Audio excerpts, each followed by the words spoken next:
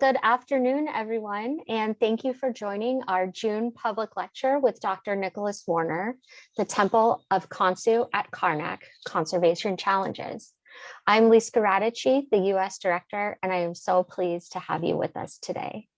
Before we get started, a brief reminder that our next public lecture will take place on June 26th at 1 p.m. Eastern with speakers Aaron D'Souza and Amber Hood, featuring a discussion on Egyptology's interdisciplinary future. And for more information and to register, you can visit arce.org. So today I am honored to introduce our ARCE colleague, Dr. Nicholas Warner. Dr. Warner is an architect who has lived in Egypt since 1993.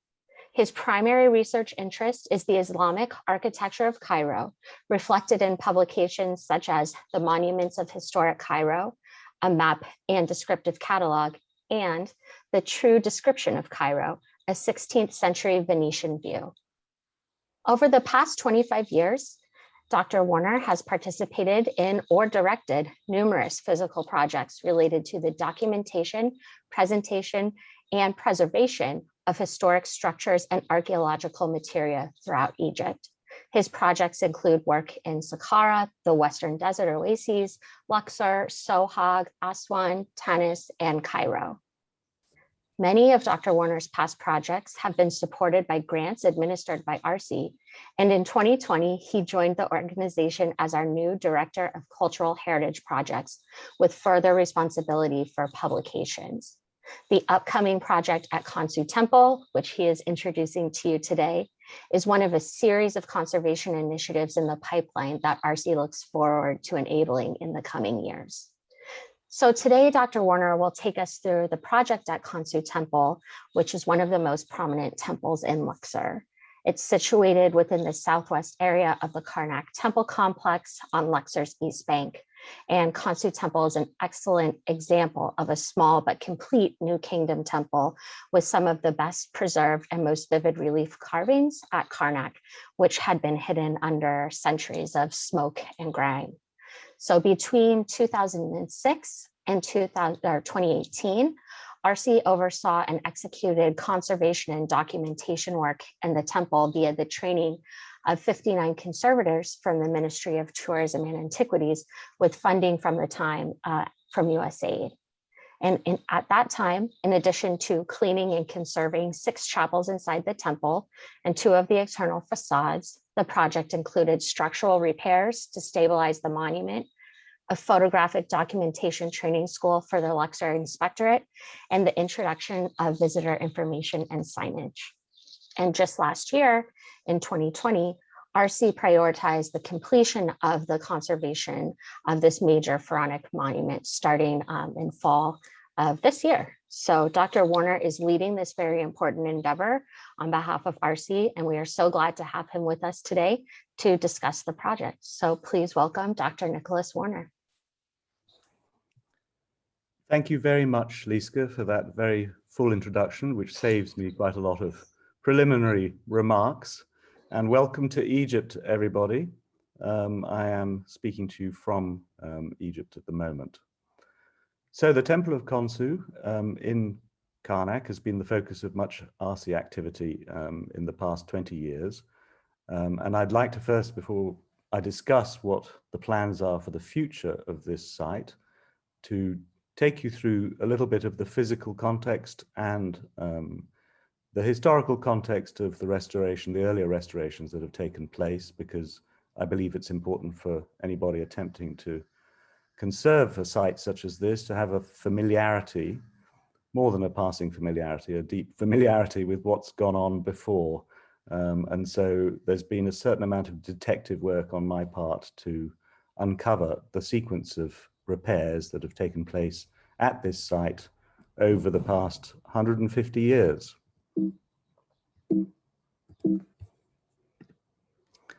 So just a small piece of context from the Egyptological point of view, and I should stress very much that I am not an Egyptologist, so I will not be able to answer any questions tonight about Egyptology, but obviously Khonsu is one of the Theban triad of gods of Amun, Mut, and Khonsu. He He is the son of Amun-Mut and represents the moon god. And on the right here, you see a very wonderful sculpture that was discovered inside Khonsu Temple in 1904 by a then French director of the area of Karnak, Legrand, and it shows Tutankhamun as Khonsu. And on the left, you can see the figure on the far left of the triad group sitting on Ramesses Nacht's lap is Khonsu, identifiable by this braid of hair on the side of his head.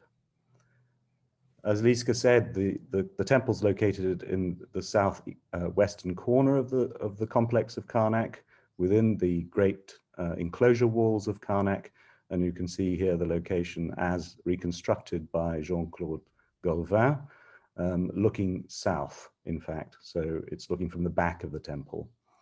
And here we have a 1993 aerial photograph that just shows the different bits of construction around Khonsu Temple. So there is the temple itself, which has a fairly classical form of temple, in as much as it's got a pylons with a court, a hypostyle hall, and then a series of chapels arranged around an ambulatory at the rear end of the temple. Other buildings immediately proximate to the temple include the Opet Temple on the left there, and a gigantic gateway built by Ptolemy III Euergetes, the benefactor. And these buildings span over 1,000 years of construction history. So, you know, the time span is vast.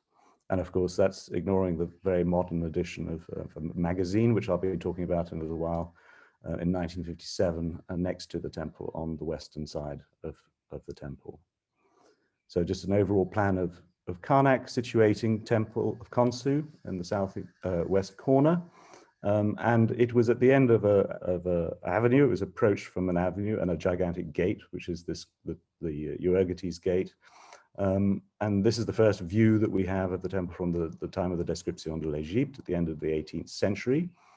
In the middle of the 19th century, we have one of the earliest photographic proofs of the condition of the building, which was a salt print taken by, photograph taken by Félix Thénard. And it's in these photographs that I'm showing you, you have to remember that there is a gigantic wall here, which has disappeared by the time of the Description, certainly, and probably long before, maybe reused as fertilizer. It would have been made out of mud brick, this structure. And so one has to reconstruct that mentally when one looks at these early views of the temple. And it has been reconstructed in a very minimal way today, as you'll see. A fairly typical 19th century photograph with sort of Orientalist leanings. Various villagers from the site who are shown draped elegantly over these sphinxes at the entrance to the temple. It's also very important to remember that until fairly recently, this served as the main entrance to the site of Karnak. This is a photograph, an aerial photograph, which I think is by Gaddis. I haven't identified the author of the photograph yet, but it shows a clear road running to the right of the temple. And this was where people came to with calèches from Luxor. So they didn't come on the present approach from the riverside, from the western axis. They came from the south approach. And so you can see it here celebrated in a postcard, and you could even put a stamp from the Egyptian post office onto your postcard, which showed the same thing. And this is what it looks like today. The reason I'm stressing slightly this approach is that it is one of the major projects of the Antiquities department that is reaching fruition at this point in time, which is the reopening of the avenue of sphinxes that once connected Luxor Temple with Karnak Temple, ending at the Euergetes gate and the Temple of Khonsu behind. So this has placed a new focus, shall I say, on the importance of our conservation work in the future at the site.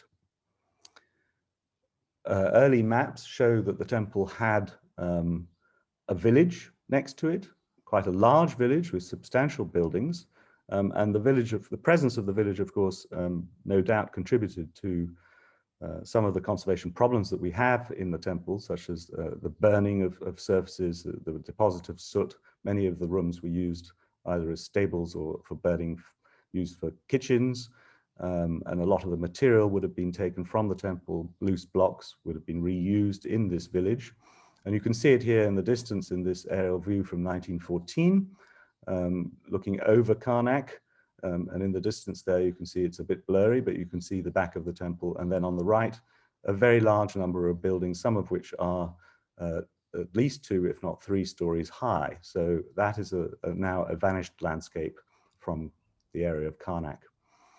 This is the facade in the late 19th century, after it was essentially dug out from the ground.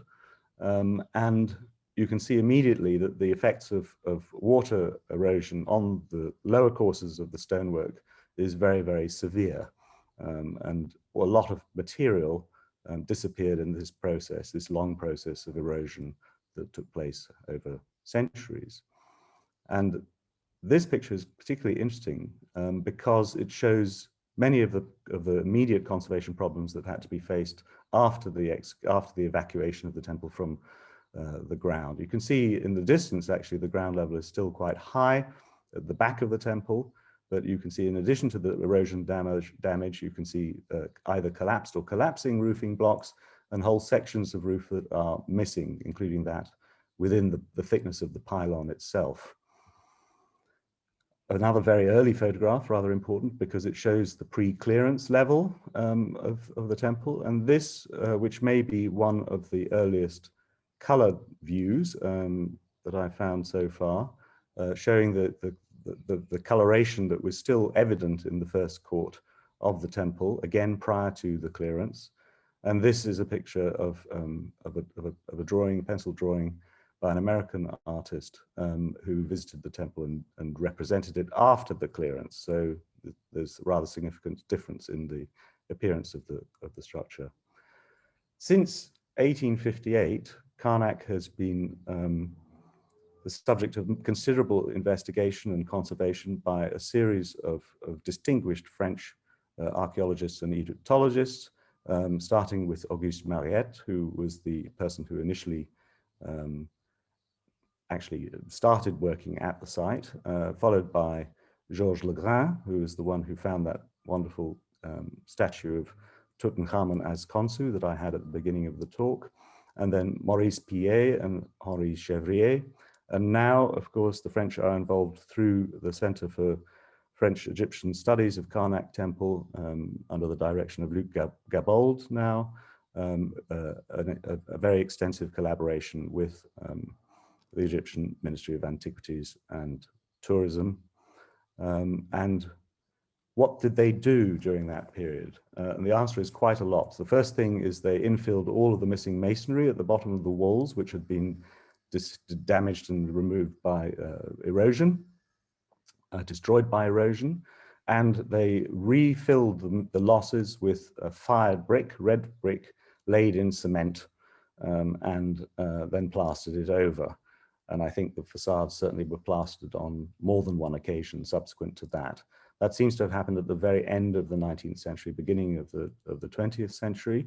And of course, the critical word is cement, because of course cement was at the time a rather wonderful material to use. And now we have the knowledge to see that it is in fact rather a dangerous material to use, regular Portland cement.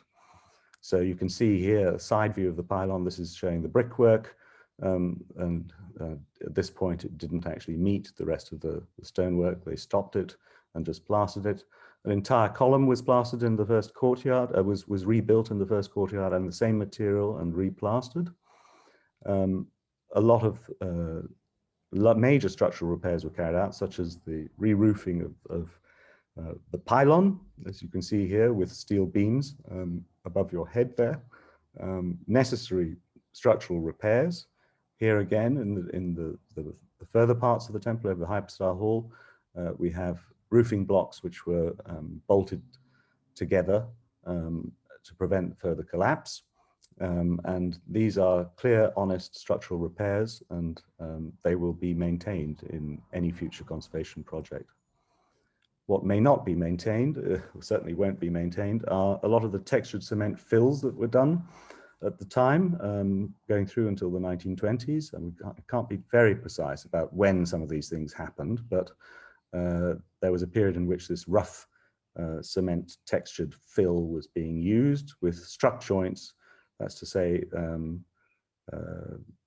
a delineation of joints which would not have been visible in antiquity. But they are clearly described in this new treatment, which was subsequently repaired itself by scraping off some of the cement and replastering it with a non-textured finish. You see it in other places where the cement has been simply covered over with a kind of slurry, and the joints, you can see the struck joints there. This is a very intrusive kind of repair, and the fills that were executed will have to be taken out and redone in sympathetic materials using lime-based mortars rather than anything cementitious. So I've mentioned the role of the French in the preservation of the temple and the larger site of Karnak. I also need to mention the fact that Chicago House, the local arm of the epigraphic survey of the Oriental Institute of the University of Chicago, has been working on the epigraphy, and actually more than the epigraphy, in collaboration with ARCE in the most recent period of their work on site. And they've been producing volumes of very significant information, covering aspects of their work from 1935 through to the present. ARCE started working in 2006 in Khonsu with funding from USAID, and carried out an incomplete program. I think we can be honest about that, because it is incomplete, which included some major structural repairs and architectural conservation, but an incomplete program of surface conservation, particularly the polychrome surfaces that we'll come to in a minute, and only a partial conservation of the facades.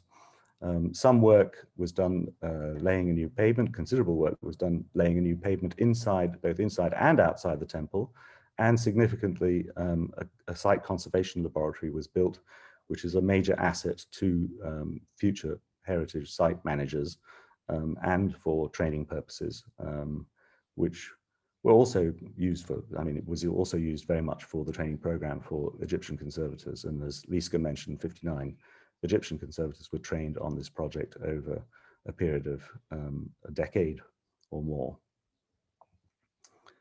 This slide on the left shows you, this picture on the left shows you some of the repaving work, and a lot of interesting epigraphic material emerged from reused blocks that were in this pavement.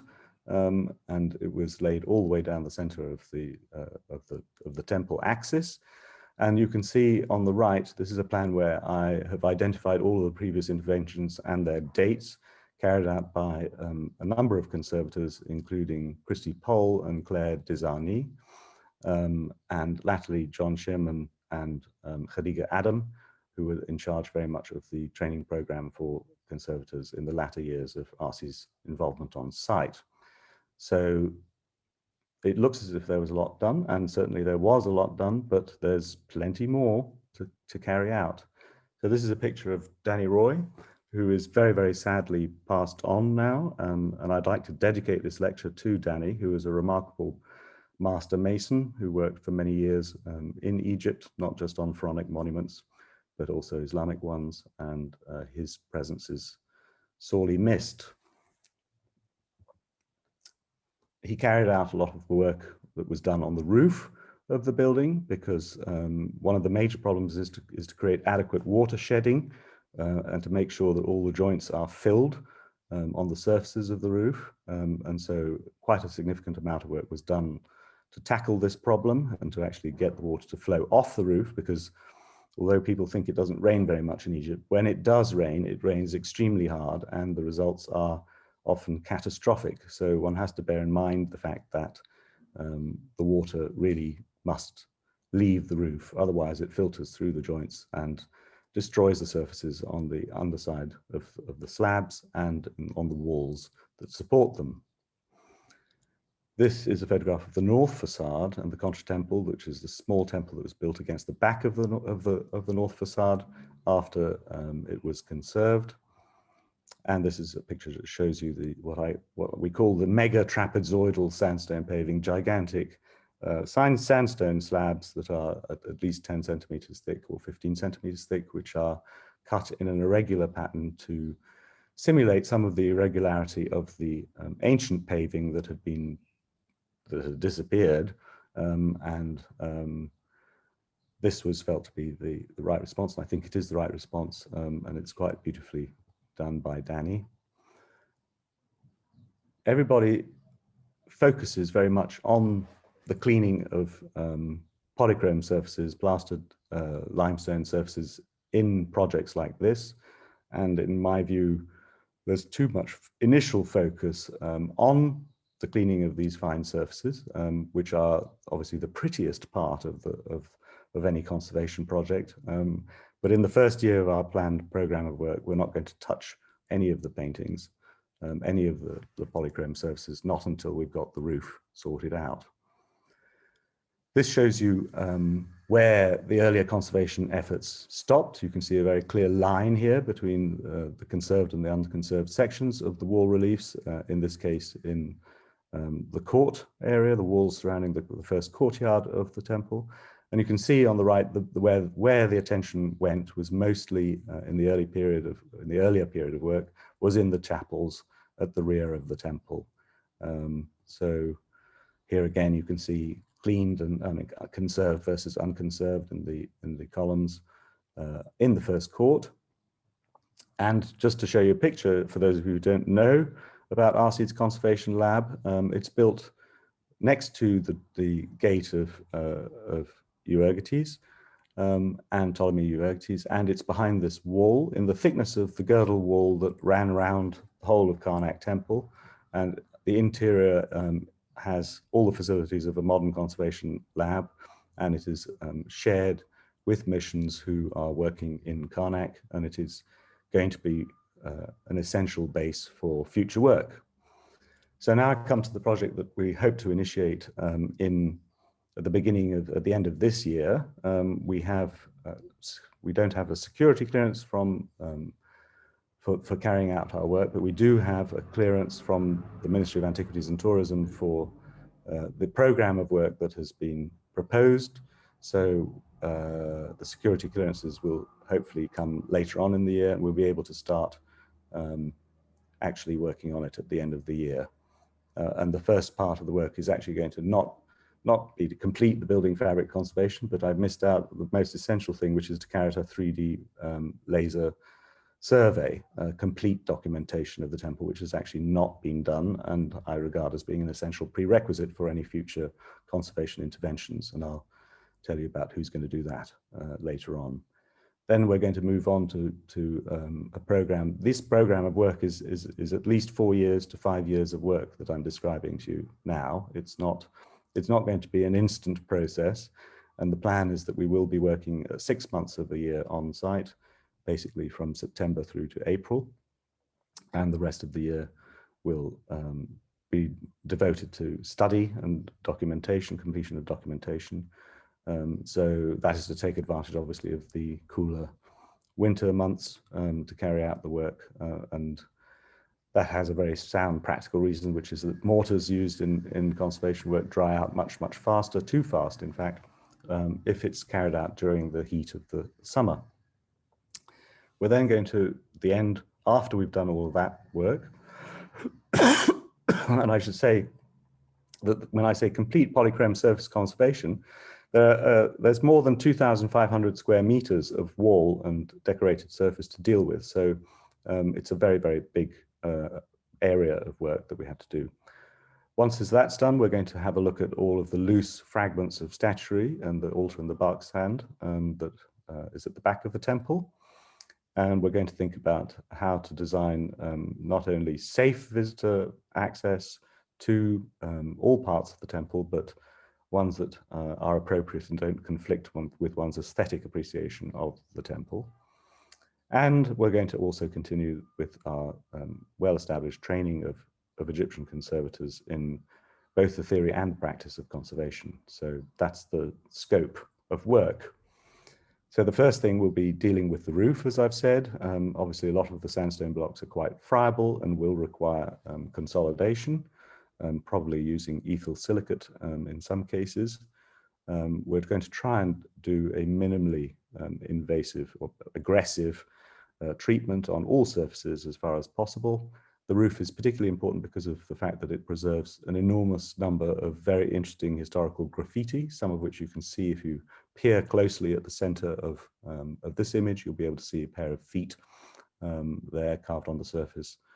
And there are many, many, many graffiti which have been documented and published already. We're going to try and find solutions for areas of missing roof. A number of the chapels have lost their roofs, and that is, of course, a source of water penetration. So that is definitely a problem that we'll have to solve. We also have to stabilize and point all the vertical surfaces. So these walls are more or less like dry stone walls now. They've lost all of their mortar that actually connected the blocks together. So this will have to be fixed with lime mortars that will be appropriate for their context. And we're going to remove all of the brick and cement repairs at the base, particularly in the pylon, base of the building where the material was lost through erosion, and to replace those areas with new sandstone blocks, which will be probably quarried from Jebel el Silsila quarries, sandstone quarries, which are just north of Aswan.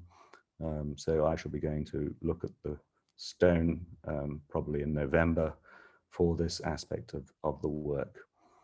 The pylon itself has had some rather horrible treatments which are incomplete and need to be redone in many cases. So that is also part of the package of sandstone replacement work that we will be doing. Within the temple, there is a problem with bats.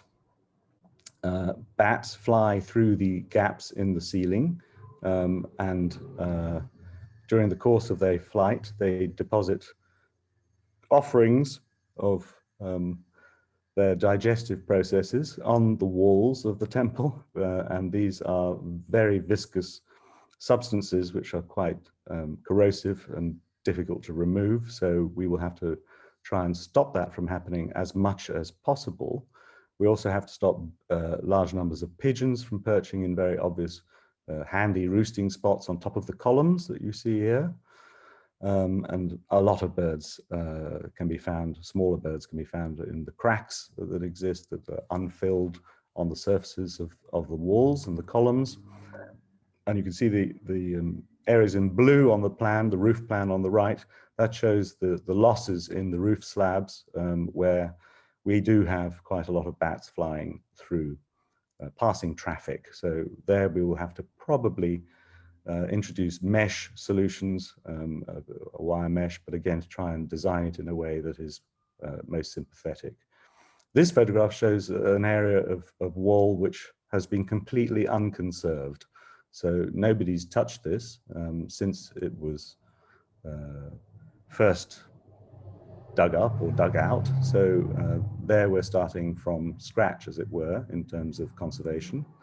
In other areas, there's been partial conservation activity. And here, this is a good picture because it shows you also the damage caused by soot. This chapel was probably used as a kind of kitchen at some point, and it's in its more recent history. And so you can see the effects of that on the wall reliefs, the polychrome wall reliefs on the picture on the left. On the right, this shows you the areas that we will be focusing on to complete the program of conservation. As I said, about 2,500 square meters of surface remain to be looked at and treated. And there are some areas that I haven't even seen yet, which are basically the ramps and staircase ramps inside the pylons, east and west pylon, going up to the roof of the pylon. I haven't been able to access those to assess their condition yet, but they are likely to require treatment of some kind as well. And then we're going to look at the future of the objects, the various objects that there are within the temple. This is a detailed view of what appears to be either an altar or a bark stand that is at the very rear of the temple, that in the 1950s had a great deal of attention paid, too much attention paid to it in the form of plaster and cement reconstructions, which will have to probably be removed, reversed, and a more neutral fill adopted. We have a number of pieces of sculpture lying around within the temple. Interestingly, all of these bits of sculpture seem to predate the main construction of the period of the temple. They're older blocks. The one on the left is, I am told reliably, Middle Kingdom, and the others are earlier New Kingdom and Ramesside. So they are all elements of the temple, which I think are important to restore, simply because very often one visits a temple and one forgets that actually the place would have been crowded with statues, with votive statuary and other objects. And it's an aspect that is very often missing, I feel, when you visit an Egyptian temple, is that you're not really aware of the volume of statues that there would have been in the interior of the temple. We've also got a number of loose decorated blocks that will have to be either displayed after conservation or taken to a new storage facility at some point. Outside, on various mastabas or benches constructed outside, there are a very large number of granite relief blocks which come from the interior of the bark shrine of the temple, which is the main shrine area at the rear of the temple. And these have been studied and reconstructed by various individuals, and we'll be going back to those studies to inform us about what would be the best policy to adopt with such material. Would it be advisable, for example, to try and reconstruct elements of it in situ, or would it be best to just leave it as something for future generations perhaps to deal with, a problem, duck the problem, I suppose you would say. We'll have to see about that. That's in the latter stages of the project. One of the things that I've already started to work on now, however, is a plan to deal with the University of Pennsylvania's block store that was built in 1957 on the west side of the temple. This is a very poorly constructed building, and it abuts the western facade of the temple, so we can't conserve the rest of that facade of the temple without removing not only the building itself, but also its contents. It's a very shabbily constructed temporary sort of structure with fiber-based cement roofing sheets and a rather random and ad hoc system of support. But it does contain 16,000 decorated blocks, and we'll see those in a minute. And it is, as I said, bang up against the temple, and this is an area where you can still see all of the textured cement repairs that were done at the beginning of the 20th century. So this has to go, and many of the blocks, of course, all these blocks derive from the period of Akhenaten and from various of his foundations that there potentially were in the vicinity of inside Karnak and its vicinity. So, and this is not the only area of block storage that there is in Karnak. So a coordinated policy with the ministry and with our French colleagues has to be adopted as to where to put them, because this is 16,000 blocks, but I think that there are a total of 80,000 in different magazines around Karnak. ARCE has already carried out significant documentation and emergency conservation over a period of 5 years, and there are plans to make the results of that available in digital format to the public. My job is to think about where to put these blocks, and at the moment, the plan that meets with most favor is to build a completely new structure, which is on the west side, again in the area of the missing wall of the temple, the girdle wall, the enclosure wall of the temple on the west side. So this can be described as a sub-project of the Khonsu project overall, but it's actually a very, very major piece of work that will need quite a lot of funding. But there's absolutely no doubt about the importance and significance of doing it. Should be done. One of the last things is to design the visitor information and the visitor flow patterns. Maybe not all of the chapels should be open to visitors. Again, these subjects are sensitive and they require consultation with our Egyptian colleagues. For example, do allow people to go up to the roof. There is a chapel on the roof, and visitors could be encouraged to go up to that area, but not to walk any further on the roof. So these are questions that will have to be elaborated on later.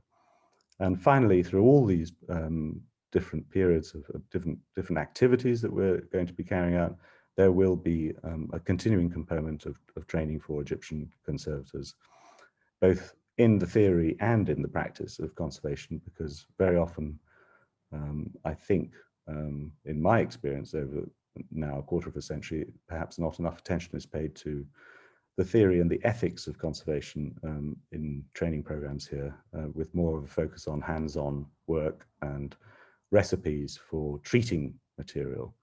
So that's something that I think maybe we will try and tweak a little bit.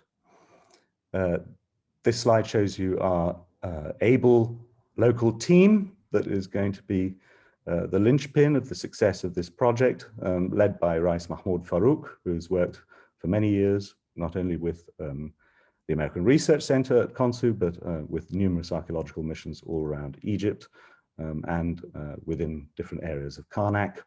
We have Shaban Mohammed, who's the head of the ARCE office in Luxor, and Ahmed Badawi, who runs the conservation lab, and Mohammed Saleh, who does everything that one asks him to with great pleasure.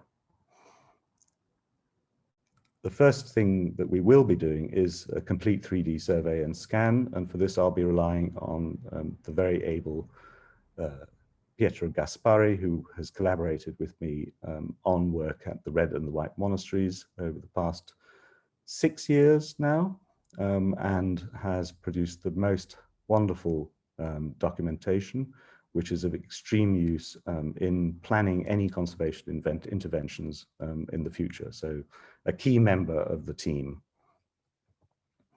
We have James Wheeler, who is going to be new to Egypt, but who has worked on the architectural stonework of Aphrodisias in Turkey for many, many seasons. And he is going to be supervising a lot of the sandstone replacements and carving work that will need to be done on the initial project, particularly at the pylon end of things.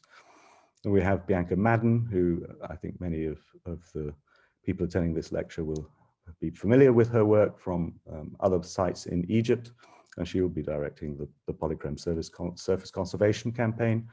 And Theo Geir Anderson, a long-term partner of mine, will be working on the stone conservation aspects with Hani El Tayeb, who again has been a right-hand person for me for many, many years. I mean, I have worked with most of this team for a long, long time, so I'm very confident in their abilities. This is to show you that things have started on site. It may not look like much, but this, if I will just press this button, might show you the process of slaking lime, which has been taking place now at the site for the last few months. And for those of you who haven't witnessed the production of lime, you add water to burnt lime, and you get a very, very strong exothermic reaction, which you saw in that little video. And this is Rais Mahmoud's work here that we're looking at. It's slaked in tanks, and then it is regularly turned manually so that it breaks down into a nice slurry and can be used a minimum of 6 months to a year after fabrication. So that's already happened. So we have got 6 tons of lime on site, which will be ready for use in the project from January 2022. I'd like to just thank all of the individuals who have actually stumped up and come forward to help us pay for some aspects of this project. And in this particular case, I think we were targeting the purchase of the sandstone for the repairs to be carried out on the pylons and in other areas. So I would like to extend a special thanks to all of these individuals who have so generously donated. And I look forward to updating each and every one of them in the future with progress reports from Egypt, from the site, to tell them how we are getting on. So a big thank you to everybody who was so generous in that way to this project. I think that's all that I'm going to say this evening, and I thank you for attending this virtual talk. And I understand that there is a process of some kind for questions, and the ARCE office staff, who've been very helpful in setting up this meeting, will guide you through that process of asking questions. So thank you for joining me.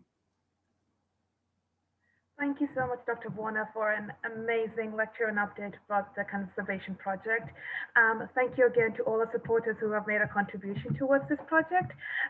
We do have a few questions in the way. We will get started with an anonymous attendee is asking you, why is Portland cement an important and why is Portland cement an inappropriate material to use in conservation?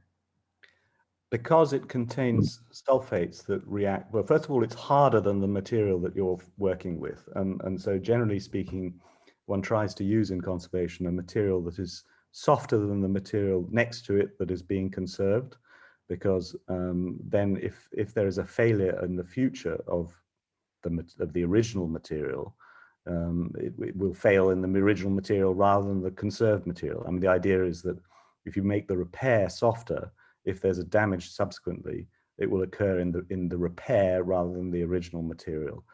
Portland cement, additionally, is in addition to being a very, very hard material, also contains sulfates. So should there be any water, residual water in the vicinity of the stonework, in this case, of the building, the sulfates will be deposited not only on the surface of the repair, but also in the adjacent stonework. So you will get typically a white powdering on the surface, and salts appearing on the surface of blocks that are next to the repaired area. So two reasons: one is hardness, and one is the transfer of salts to nearby stonework. Great, thank you. Another question by another anonymous attendee. Theo Gare Anderson, related to Gare Anderson House Museum in Cairo. Yes, Theo is Major R.G. Gare Anderson's grandson, and he is an English stone conservator who has worked on many projects in Egypt for ARCE, particularly on the conservation of the Bab Zuela in Cairo, the Fatimid gate of Cairo, on the southern side of Cairo in the late 1990s, early 2000s. He's worked with me on the conservation of aspects of the Gare Anderson, rooms in the Gare Anderson Museum, material from the Gare Anderson Museum next to the Mosque of Ibn Tulun, and in Old Cairo, and quite a lot of other projects as well. So yes, he is related. Great. Some words of compliment from Dana. Ariel Singer is asking, can you or will you do 3D models of unplaced blocks? Yes, but it may not be part of the initial scanning process. Initially, the 3D scanning that we're going to be doing is going to be focused on the building and the surfaces. I think there will be at some point a sub-project to deal with the bark shrine, the remnants of the bark shrine walls, the granite walls, some of which is in situ or maybe in situ, and some of which is sitting on the benches outside on the right of the picture that you can see in front of you. So yes, I believe there have been attempts to reconstruct this, the walls of this structure and the gates of this structure, but undoubtedly we should be doing a 3D modeling. If you're volunteering, I'd be very happy to accept your volunteering. Great. Suzanne Woodhouse is asking, what happens to the removed original pavement slabs? Well, it should be said that the original pavement slabs would have probably been removed by two things: either human interference or natural interference in the form of they would just disintegrate because of water damage. So this area was quite wet, and you can see there's a kind of rising tide mark of water all the way around the base of the building. I mean, most spectacularly in the pylons, but everywhere you look, you can see evidence, historic evidence for the presence of quite a lot of water in the ground, which was sucked up into the walls, which is why you have so many losses at the lower levels of the wall. So the blocks themselves would almost certainly have been missing, you know, by the 19th century, and when some of the French work was done, they actually found that the soil itself was so salty that was in place of the blocks that they removed the soil and poured concrete in there as considered to be an improvement. So that was all removed when ARCE did its paving work within the temple and put in the new pavement. So hopefully there won't be a problem there. So it's two things: historic deterioration and man-made anthropogenic damage. Great. Our next question is by Asta. Words of encouragement. Thank you for the presentation. Brilliant. Do you plan in the future to work at the Opet temple nearby? No, the Opet temple has already been conserved by the Franco-Egyptian Center at Karnak, and that has fairly recently been completed, and there will be a publication on the Opet temple coming fairly soon, I believe, the architecture and the decoration.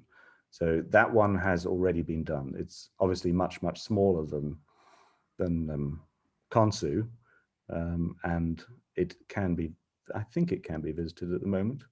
One of the concerns is that this area is going to experience an increase in the number of visitors in the near future. So it is a priority of the ministries that we should work on a site such as this, which has got a very high visitor profile.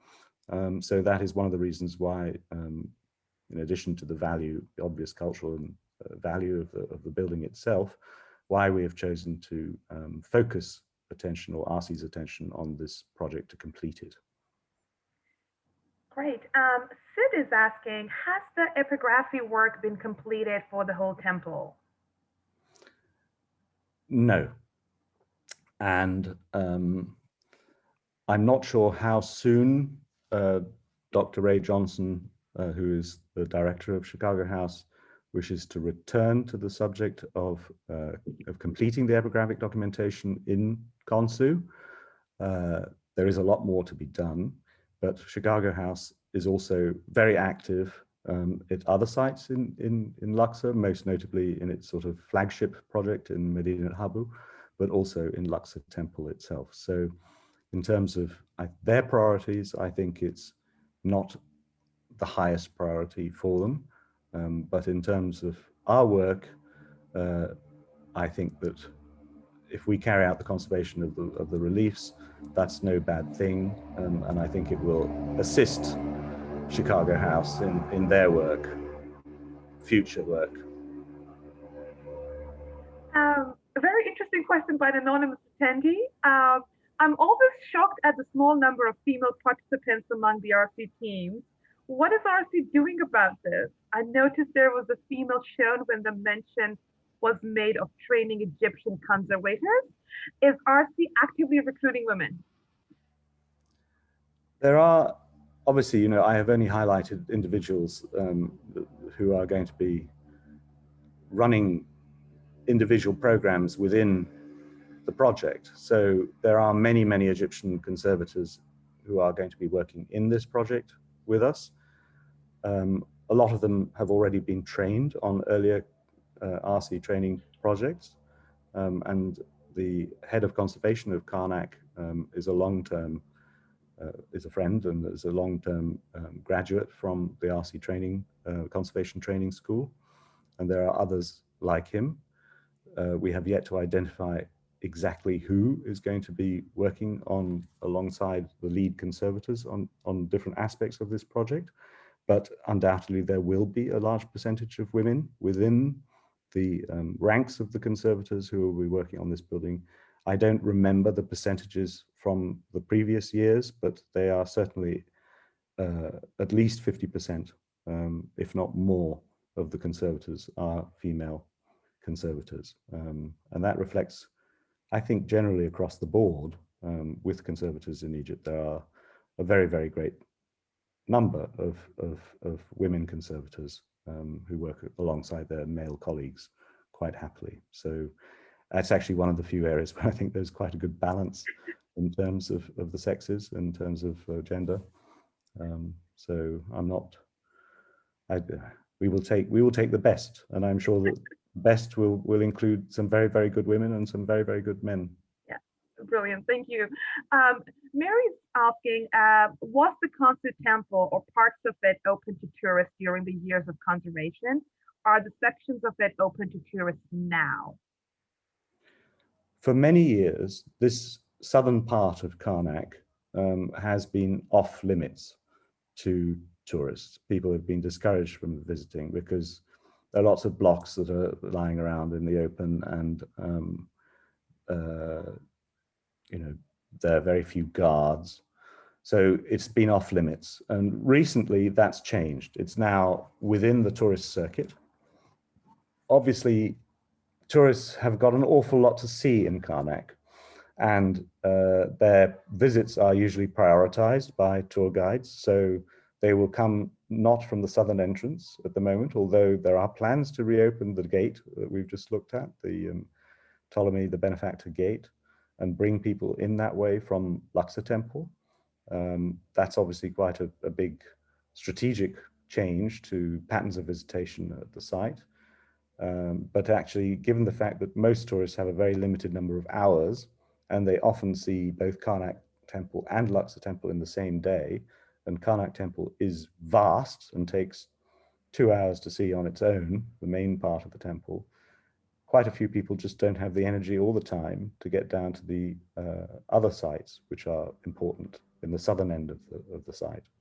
So we'll see. I mean, in terms of visitation, it was not open during most of the time of the ARCE project carried out until 2018. It will be partly visitable during the terms during the process of our work in the next 5 years. There will be limited access, probably into the first court and no further. And we will inform the public about the project as it's going on. So there will be information for visitors about what we're going to be doing there and what we are doing there. So I hope that answers the question. Great, thank you. And Melissa is asking, can you tell us more about the chapel on the temple roof? Well, when you come up the staircase, which has not been conserved and whose roof also needs to be conserved, you enter into an area where there was a roofed chapel, I guess, 2 columns and a missing roof in that area, decoration, wall reliefs. None of the polychromy survives. None of the polychromy in exposed external circumstances survives, but it's fair to assume that it was all polychrome decoration on the outside of the building as well as the inside, so it would have been colorful at one point. So that from that point, you do get quite a good view over Karnak, looking northeast, and it might be possible to allow visitors to actually visit that section of the roof to get an idea of the context around the temple, but it's not essential, and it's only if the Antiquities department think that it's something that should be encouraged or not. It's quite nice to experience architecturally a staircase within a temple, because they are such beautiful elements of these buildings. So it's not a terribly long or arduous staircase to climb. And generally speaking, people are let in there at the moment in a clandestine way. And so one may as well formalize, I think, this process and make sure that it's a safe visit. Great. Deborah's asking, what is the process of removing concrete from the bottom levels of the structures? Mechanical, not pretty. Chisels, hammers, that sort of thing. It's not, and possibly we will use an angle grinder to cut up sections of the surface into manageable pieces. We'll have to see when we start work. But we have a good idea, a very good idea of where the brickwork is. So let's say that the destruction will be highly focused. It has to be done very carefully because we obviously don't want any of the walls existing stone coursing above the repairs to fall down. So you'd be doing it in sections, probably leaving gaps, taking out meter by meter sections. So leaving a meter of fill, taking out the next meter, et cetera, so that when you do your repair, the wall above is always going to be supported. All right, well, Dr. Warner, we have a question. Who was the artist who made the colored view of Khonsu, and who was the American artist? The American artist, I think, was on the slide, Edward Blashfield, I think his name was. And the colored view, I'm not sure. I found it on actually the Grand Egyptian Museum website, and it was unattributed. So I have to do a bit more research to find that. I don't think there was a view, for example, by the famous artist David Roberts.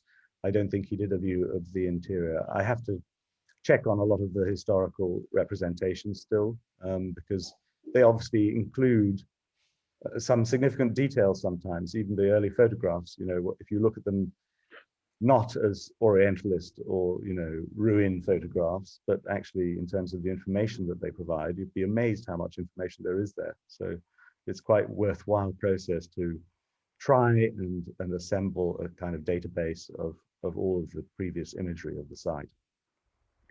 Our next question is by Juan. What is your opinion on current travel to Egypt? The State Department has Egypt as red for now, mostly because of COVID. Well, the COVID situation here has fluctuated. It was quite bad in Luxor, particularly about a month ago, and now there are no COVID cases in Luxor hospitals, for example. So there is obviously a great difficulty with finding adequate data for the number of cases that we have in Egypt. But I would say at the moment, things are much, much better than they were a couple of months ago, certainly. And I hope that that positive trend, negative trend, I should say, increases, so we have fewer cases in the future. There isn't quite the same level of paranoia about corona that exists in the West and in Europe, I mean in America and in Europe, but it's a very serious problem, and the Egyptian government has tackled it, I think, in a very, for the most part, in a very, very good way. I've been vaccinated here, you know, it's good. Yeah. Dr. Alberto Salioti is asking, will the chapel be open for visitors? Well, I hope so. And I'm very glad you're here, Dr. Alberto, because I'd like to contact you about something completely different, about Luxor Temple. Yes, I think we will be keeping a number of the chapels, the most interesting chapels, open to visitors, but I think, or rotating the number of chapels that are open.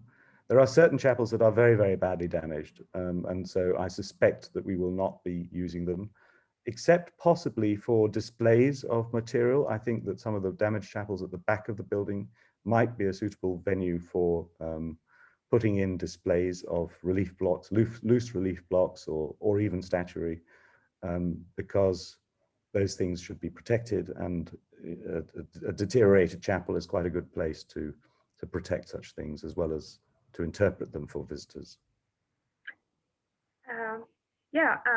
So our next question is by Ravenna Baker. How do you support the pylon walls when you replace the earlier repairs? As I hope I said earlier, you take it out in sections, so you don't remove it all at one go. You take out a meter, and then you leave a meter, and then you take out another meter, and then you make the fills with new sandstone, and then you remove the intervening brick fills, and then join the dots, so to speak. That's the theory.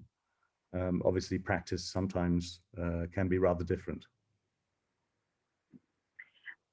Great. Our next question is by Kelly. Is the black color on the stone from only the smoke ash effects or also black mold? I noticed this in many other temples with other water damage on sites I visited in 2019. How is ash and mold cleaned in this situation? In this case, it is soot damage rather than mold. We have taken hygrometer readings to check on the chapels, which are the least ventilated of all the spaces and the most worrisome in terms of the growth of fungal molds. And they are ventilated, but I would say it's slightly borderline in terms of the humidity that would encourage molds to grow. Karnak was the subject of a major dewatering project around the entire wall of the temple, which was carried out between 2000 and, let's say, 2005, 2007, another USAID project. And that, I think, has had a positive impact on the level of the water table inside the temple. I'm not familiar with the figures, but I think it has improved the situation. In terms of the exact treatment of molds or soot removal, that would depend on the lead conservator for the treatment of those particular areas. I'm not going to specify recipes for those treatments. Bianca Madden will be the one responsible for that. Great. Dr. Warner, there are a lot of words of encouragement and gratitude coming your way by a lot of people, but to respect everyone's time, I'm just going to quickly glance through them and then also go towards the questions. The next question is, why use sandstone from Aswan rather than local materials? Well, I think that Jebel Sisila, which is not very far away, is a local material. It's the same material that was used in the temple to start with. And there are no good sandstone quarries in the vicinity. So we would be taking the sandstone from the same quarries that would have been used by the ancient Egyptians who built the temple. So I agree with the principle entirely of using local materials, and we will be using a local material. But not necessarily everything comes from next door, maybe some miles away. The lime, for example, that is used in the mortars, the best place for that is Minya, which is to the north of Luxor. So that's where it came from. Great. So next question. Thank you very much for an interesting talk. I wonder, how did ancient Egyptians manage the problem of bats and birds inside the big temples? Realizing this is a question of more Egyptological one, I suppose, however, that their experience may be useful for modern restoration works. Well, I think that the fact that the building would have been used on a much more regular basis would mean automatically that animals such as birds and bats would not be so present within the building. Bats are a very particular problem, and they roost, and they would be discouraged by people being in close proximity to their roosting places. So if there were people there, as there would have been during the life of a temple, there would be lots of people running around. The priests would be going up and down onto the roof. And so I think that that human activity would have actually discouraged any animal activity. The point at which a building becomes a ruin, the balance changes totally. So, a few tourists occasionally wandering through is not going to disturb the resident bird population. There is no resident bat population here. We're dealing with bats that just simply fly through the gaps in the roof. And so we'll have to discourage that. Suzanne is asking, assuming the original slabs have been documented in their original position, does this documentation also show lines used as indication of the location of altars, placement of columns, and also possible graffiti? I mean, we will just do the best that we can in terms of physical documentation, three-dimensionally and two-dimensionally. And the interpretation of shifted block positions and things like that will have to be carried out by trained Egyptologists rather than ourselves. But I think as a percentage, it's not a great deal of blocks that have moved. There are blocks that were found in the pavements that obviously were somewhere within the building, and again, we will document, they've already been documented actually by Chicago House, and they will be reconstructed on paper, if nothing else. But it's often difficult to actually tell where some of these things go. And there's no point in trying to replace wall relief blocks if you don't know exactly where they were. So it's quite a long process, which involves quite a lot of research by Egyptologists, actually. Thank you, Diana. Thank you, Artie, for your words of encouragement. Christine is asking, what variety of materials are used in pointing off the roofs at the temple? An ongoing problem over the centuries for buildings. I'm sorry, I didn't hear that. What variety of materials are used in pointing off the roofs at the temple? An ongoing problem over the centuries for buildings. Well, here, the original mortars were either a lime gypsum mix or a straightforward lime mix. We would be using a lime sand mix, and we'd have to see 1:3, 1:4, 1:5. I don't know what the proportion is going to be, but we will be doing some testing. We also include sandstone powder within the mortars, which is really also for the final color is significant to have something pretty close to the actual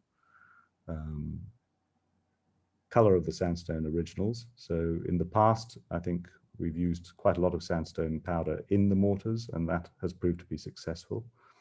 So I think we'll be continuing that, but all interventions are going to be tested, obviously, before we actually do any significant volume of work.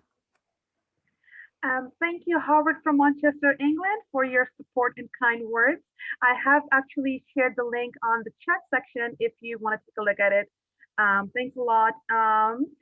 And then another question, what percentage of Talatat blocks have been categorized? I apologize if I butchered the pronunciation. Have been they've been catalogued, if that's the question. They have been catalogued, and I think that digital catalogue will be soon made available in the ARCE website somehow or other by some link through the archives department.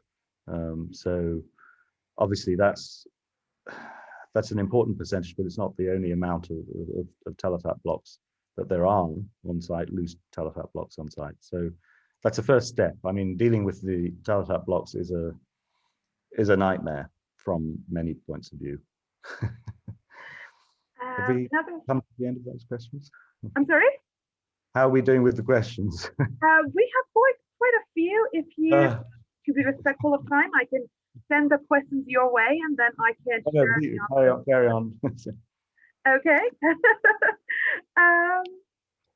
All right. So, what does the side block hair of Khonsu mean? No idea. You ask Egyptological friends. I steer clear of the Egyptological stuff. You know. So Are there not my department, I'm afraid. No. Are there also any crypts to restore? Crypts, thank God, no. But we do have the interior staircases of the pylon, which you can see have got a couple of, there's a window, you see a couple of little windows. They go into that space, and I haven't been in there yet. So those are almost like crypts because they're very stony environments. But no, we don't have any crypts. Has your work uncovered any unexpected relics, offerings, or ritual items? No, and I hope not also. Kelly is asking, how would an ARCE member go about to volunteer on your site to on-site volunteer assistance with the conservation work? I mean, this is I mean, it's obviously, you know, something that we would appreciate very much is to have volunteers, but I'm afraid that volunteers on site is not so manageable, because before we start on site, we have to submit a list that has to be of people who are going to be working on the project, that has to be approved by the security forces of Egypt. And so adding people to that is not a possibility. There are other ways, I am sure, that ARCE would welcome volunteers, and even volunteers in Cairo, in Egypt, in the Cairo office would also be, I'm sure, welcomed. But on site, it's very difficult unless it's planned at least a year and a half in advance, which is quite difficult for many people.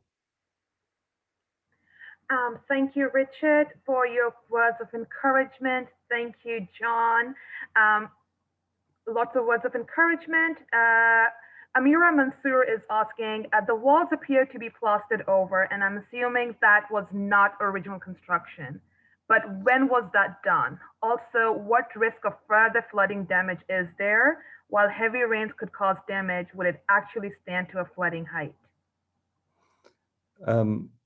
The plaster on the walls is original in many, many cases. There are also areas where sandstone was defective for one reason or another during the time of construction and was given a deep plaster fill.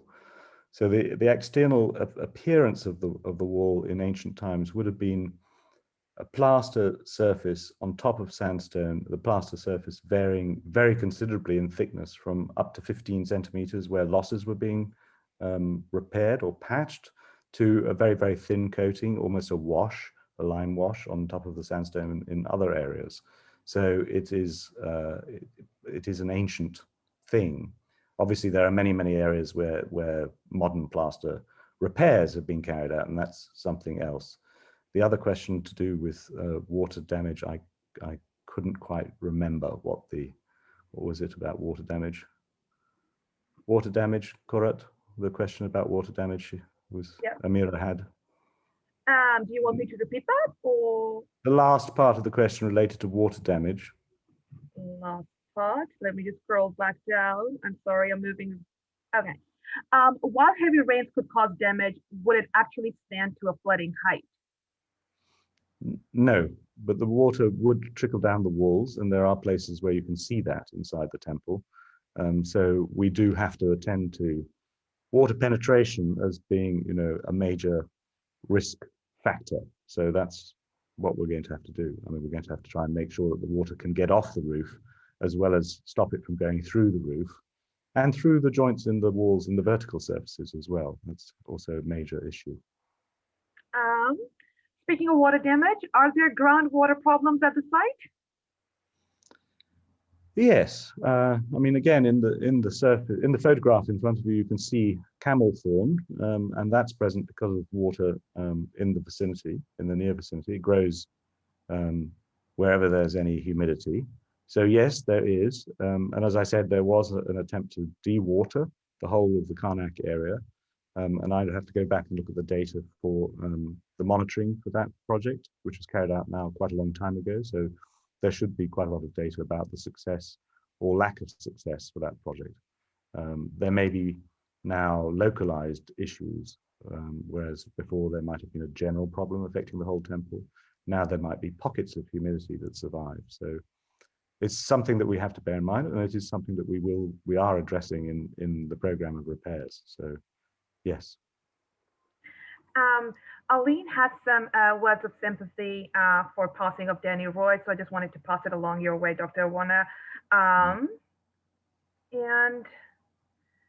Fred is asking, why is the Khonsu Temple is large compared to others possibly much more important structures at Karnak? Why is it what? Why is it large compared to other possibly much more important structures at Karnak?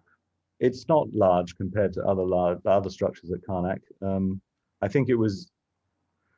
I don't think I said anything about its relative size. I've always thought of this temple as being quite a petite temple in the Egyptian sort of size stakes of temples. I've never thought of it as being a very large temple. However, it is a remarkably complete temple, and the program of decoration inside is pretty complete. And all of its bits are there. So I think it's relatively well preserved, but I certainly don't think it's a very large temple. No, it's just about manageable. It's a nice manageable sized temple, I think. Anything bigger becomes very, very difficult to deal with in a lifespan of one individual. Thank you, Diane. Another question. Have you noticed any conservation or restoration done by ancient Egyptians themselves? Yes. The plaster fills are an example. You know, that as they went, they had to deal with defects in the materials, and it's quite interesting to see how they did that. Yes. So last couple of questions, Dr. Warner, thank you so much for being with us today. Is it common to use three-dimensional scanning and computer all to determine how to reconstruct structures from blocks, determining placements, and when other documentations is no longer available? Two aspects, I think there. One, yes, I think 3D scanning is the fastest and most accurate method of recording that we have available today, and the detail is remarkable, and it's certainly something that I would do with any project, no matter what the scale was, because the value of it is incalculable. In terms of the 3D modeling, that's something slightly different. Obviously, there will be a 3D model of the temple that will be made as a result of the scanning, which is a result itself of three different processes. You know, so topographic survey using a theodolite, plus scanning, plus high-resolution photography, which is then mapped onto a wireframe model. So it's a tripartite kind of technological method. Smaller blocks, individual blocks, if they were to be reassembled into, for example, a wall or in adjacency to other blocks, if it's a statue, yes, you can do it by individually scanning the pieces and then doing it on a computer. I'm not expert in that, but I know people who would be very good at doing that. Someone earlier asked about what the slide log indicates. Solon Ashby, thank you so much for answering those questions. If you're still around, it means slide log indicates that he is a youth. So I hope that's helpful. Anthony is asking, what technique was used for waterproofing the roof slabs by the ancient Egyptians themselves? They used gutters and they used rainwater spouts. The sandstone slabs were laid to fall, which is that they had a slight inclination, which led to perhaps in many cases small internal gullies that then led to rainwater spouts, stone rainwater spouts. In many cases, well, the surface is disintegrated in many cases, but also due to substance, sometimes you have issues with where the water would go nowadays. So you may have to rectify that in a more clever way. But yes, they did plan for rain, certainly. Rob Sullivan, thank you for being here and your kind words. Last two questions, Dr. Warner. Asta's asking, I wonder about small doors we see on the wall in the current photo. I remember entering into the temple through these doors. Are they original? I believe the main entrance was through the pylon. Thank you. Yes, the pylon is the main entrance. There are two side doors. You see one in the center of this slide, and there's a one matching it on the other side of the temple, on the west side of the temple. And I'm not sure. I don't know. Because so much of the decoration is missing. I'm not sure if they were original. They may have been put in during the long lifespan of the temple. I mean, as I said, there's 1,000 years difference between the Opet temple, for example, and Khonsu, and the side door may relate to access next to Opet as well. So I don't know the answer to that question, honestly.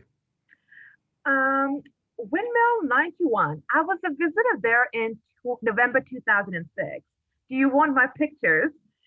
In looking at them, I saw several places where I could not climb up to the place into the chapels, but I'm glad that you're going to make sure there's better visitor ingress. It was lovely introduction to other temples. I'm glad you enjoyed the visit, and I encourage you to come back and visit again in about 5 years' time. Dr. Warner, that was the end of, I don't think there are any more questions. Thank you everyone for being here. Dr. Warner, this was absolutely fantastic. Thank you. Thank Just you. to give you all a quick update on where we are on our fundraising, we so far have raised $8,000 of our 11,500 goal for the sandstone, so which is incredible. Thank you everyone who supported. We will be including a stretch goal because our donor base has been so generous and kind, and we will be including a campaign about raising funds for the 3D scanning as well. And that would, you know, you would hear more about that in coming future. And if you have any questions, please reach out to us. We will be sure to keep you in the loop about the updates. Dr. Warner, thank you again. I am so glad that you were able to take the time out today. Thank you very much. Bye-bye, everybody. Bye, everyone. Have a wonderful rest of your weekend. Thank you.